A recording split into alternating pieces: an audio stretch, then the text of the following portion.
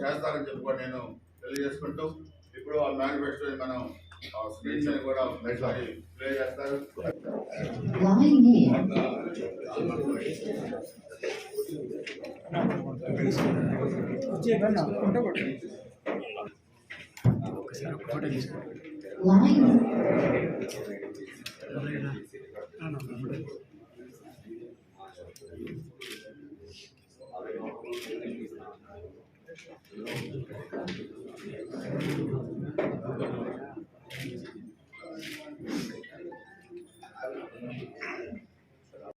గురజాల నియోజకవర్గం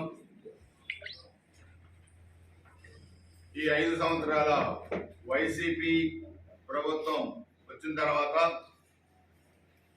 జగన్మోహన్ రెడ్డి ముఖ్యమంత్రి అయిన తర్వాత ఇక్కడ గురజాల కౌసమహేష్ రెడ్డి ఎమ్మెల్యేగా వచ్చిన తర్వాత ఒక అరాచకమైన పరిపాలన ఇక్కడ రాజ్యమేరింది.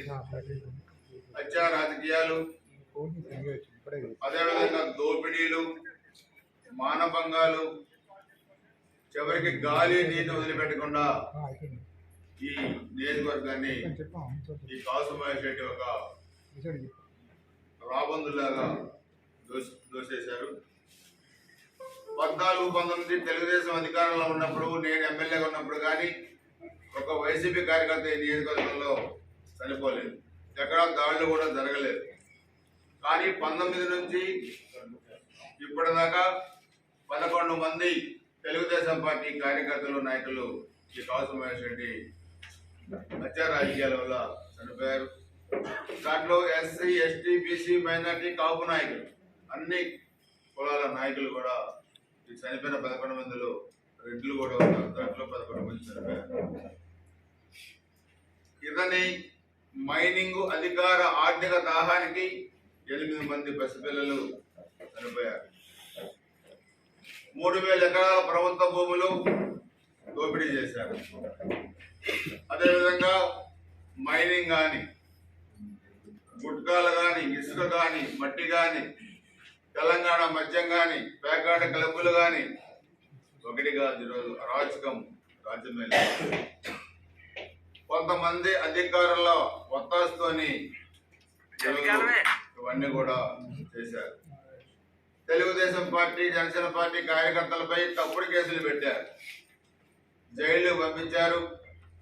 ఈరోజు మరలా ఎన్నికలు వస్తున్నాయని చెప్పి కొన్ని గ్రామాల్లో పిన్నిళ్ళు కానీ, తురగపాలెం కానీ, తొమ్మల చెరువు కానీ, జనవేశ్వరం కానీ ఇవన్నీ కూడా అక్రమాలు, దుర్మార్గాలు బరితెగించిన విధానం చేయాలని చూస్తూ ఉన్నారు.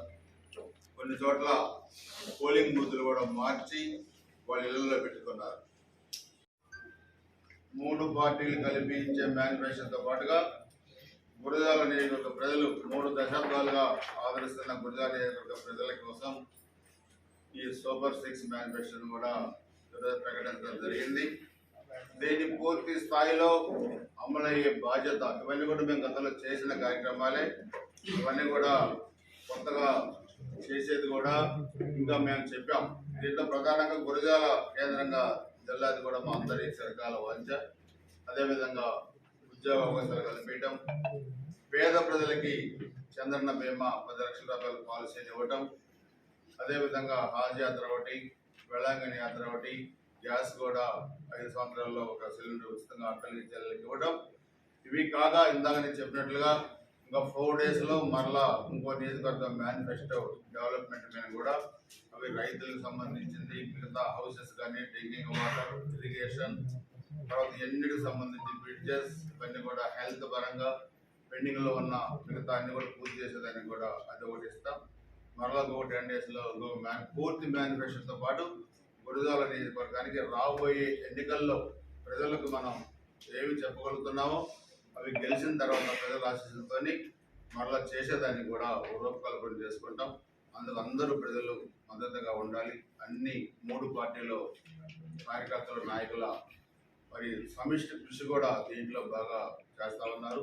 అందరం కలిసికట్టుగా మంచి మెజార్టీతో ఈ నియోజకవర్గాన్ని కూడా గెలిపించుకుంటామని చెప్పి కూడా